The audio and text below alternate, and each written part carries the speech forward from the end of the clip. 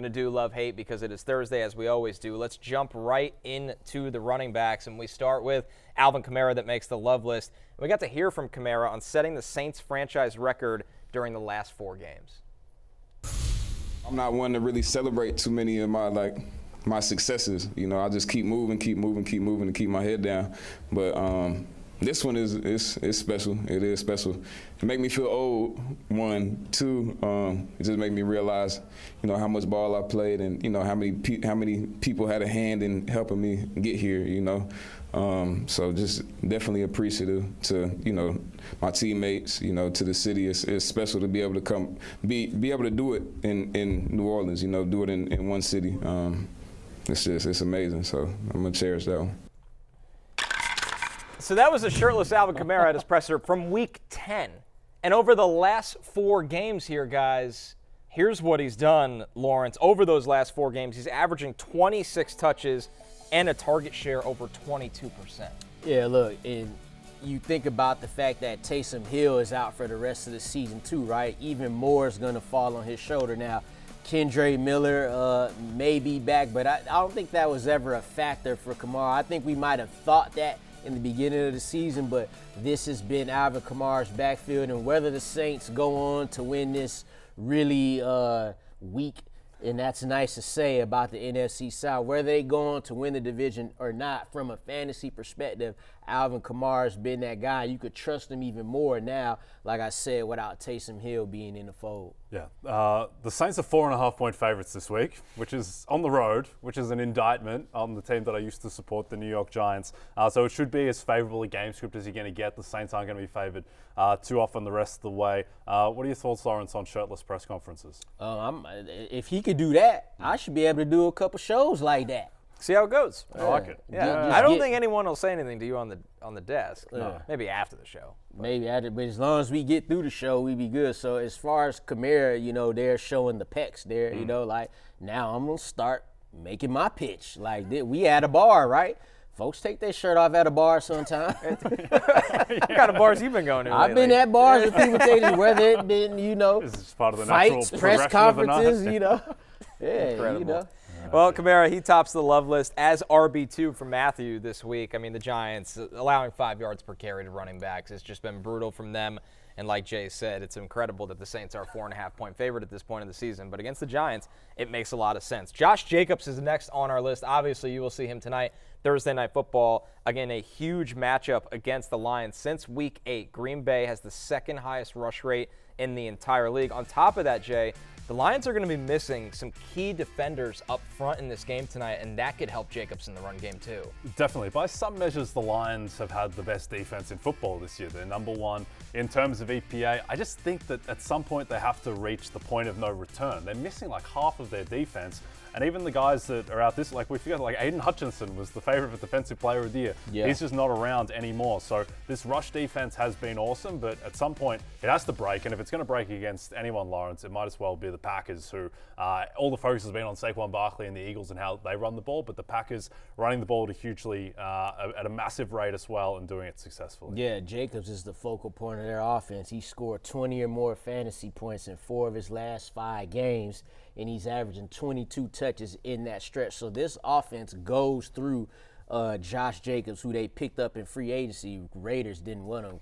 Can't believe that, but whatever. Coming into the season, we thought this offense would fall on the arm of Jordan Love, where Jordan Love now, he's kind of like, we know he's a good quarterback. We don't know which receiver's the wide receiver one, but we know which guy's going to be toting the rock for them 20 times per game. So definitely got to love Josh Jacobs this week. Yeah, and those Lions defensive linemen that are expected to be out, Levi Onwuzurike, Josh Paschal, and DJ Reader. But as Jay hinted, it's amazing what they've done, and that's one of many reasons Aaron Glenn's going to be a head coach next year, their Lions defensive coordinator. We'll see if he has another trick up his sleeve tonight with all their injuries. And by the way, Jacobs comes in as a top 10 play this week, RB8. Tony Pollard makes the top 10 as well. He's RB10. The Jaguars, who he's playing this week, they've allowed 100-plus scrimmage yards to a running back in 5 straight games, Lawrence.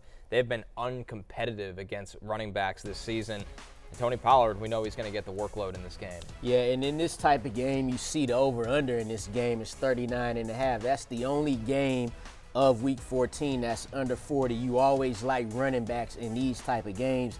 And even with Tajay Spears coming back last week, Tony Pollard still handled 92% of the running back touches. That was a concern with us because before Tajay Spears got hurt, he had kind of cut into Pollard's work a little bit, but that didn't happen last week. So we love Tony Pollard against this weak Jaguars defense. Yeah, some cracking games of football this week between Saints, Giants, Jags, Titans. Titans, by the way, 3.5-point favorites in that one, which shows you where the Jags are at now. But yeah, it's just an ideal matchup, and the fact that Pollard was able to get so much work, even with Tajay Spears back, bodes very well for him. Yeah, 92% of the running back touches. All right, how about some others receiving votes here at the running back position on the love list? Rico Dowdle, Isaac Guerendo, Isaiah Pacheco. Let's work back to Dowdle here, who's a top 20 play, Jay. The Bengals front has just been destroyed by running backs all season, and a couple weeks ago it felt like this is Dowdle's backfield and no one else is really involved that often. Yeah, the Bengals, the defense is just past the point of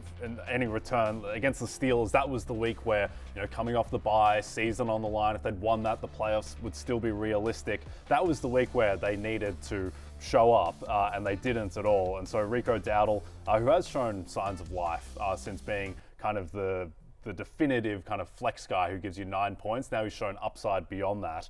But with this Cincinnati defense, do you think this is purely personnel? Is it scheme? Is it just a combination of everything going wrong? It definitely is the last part. I mean, Lou Anarumo has been an accomplished DC in the league for a while, but sometimes things get stale. I think, though, they just ran out of bodies at some point. They've had a lot of turnover over the years, and they still have some talent, but you look at the change at safety, that's been a huge problem over the years. Up front and the interior defensive line specifically, that hasn't worked out for them either.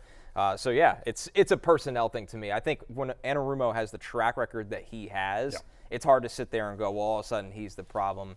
They've struggled all year with personnel. Even when they score 30 points a game, they can't win.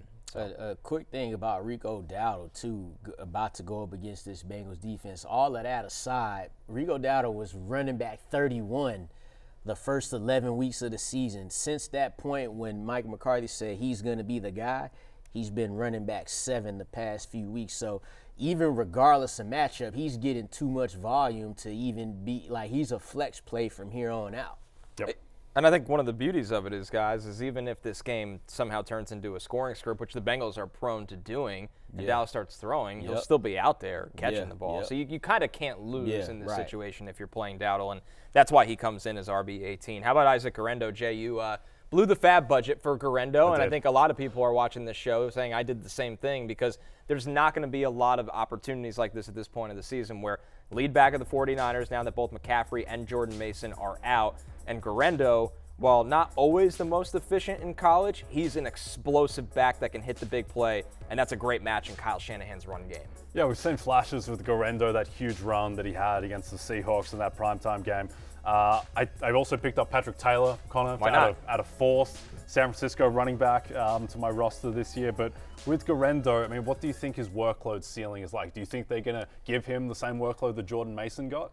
I wonder, because the one time we saw Patrick Taylor this year, we were like, wow, he was out on the field more than we expected in that scenario. But I think it'll be enough that you're starting him confidently and not even thinking anything twice about it. It's not one of those like where this is going to be split. And the thing that I love about Guerendo is he can hit the big play. I mean, he's averaging almost 6 yards per carry this season, but a lot of that is from explosive runs here and there. And he's got speed, Lawrence. Yeah, he's a fast guy. I would liken him to Raheem Mostert when he was there for the 49ers there. And look, we've seen the dude have double-digit carries twice already this season. In both games, he's had at least 85 yards rushing. You know why he has that? Because, like you said, kind of the explosive plays. So he has that kind of Raheem Mostert to his game, and that's been successful with the 49ers. So I expect them to hover around no worse than 13 to 14 carries. Like Patrick Taylor might get a little something, but I think Isaac Guerendo, they're like 49ers like, all right, next guy, let's go. Like, we can have success here.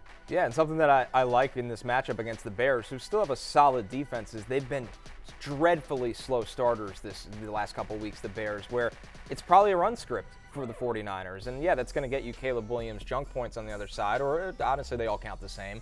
But the Niners should be in a run script in this game, Jay. Yeah, this is also a run funnel defense where, to your point, the Bears' run defense has just been mashed lately. The pass defense still very solid. Niners are still favored in this game. Look, the Niners, they haven't haven't given up on the season yet. Like, Purdy's still out there. He's going to be practicing all week. They're getting like Dre Greenlaw and Hufanga. These guys are coming back and practicing. So there is still hope, but this is season on the line stuff. And Guerendo, for better or worse, he's the guy now in San Francisco. If you look at that division, they shouldn't be giving up. That thing is, everyone is still mathematically able to win that division. It's just that the Niners are on the outside looking in right now. Guerendo, a top 20 play. Isaiah Pacheco right behind him at RB22 here, Lawrence. I think we're going to expect a bigger workload for Pacheco in his second week back against the Chargers, especially with Kareem Hunt.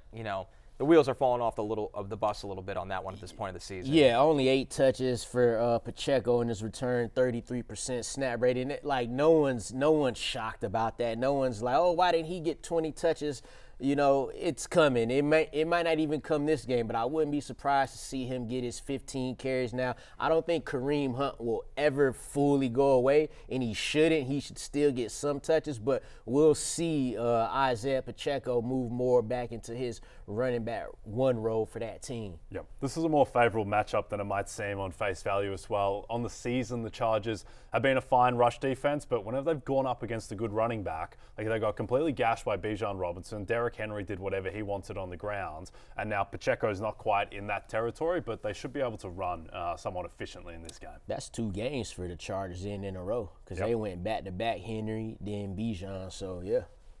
Hey, it's Matthew Berry from NBCSports.com and RotorWorld.com, and I want to thank you so much for watching whatever it is you just watched, or if nothing else, being too lazy to click out of the autoplay after this video started, after whatever it is you actually wanted to watch finished.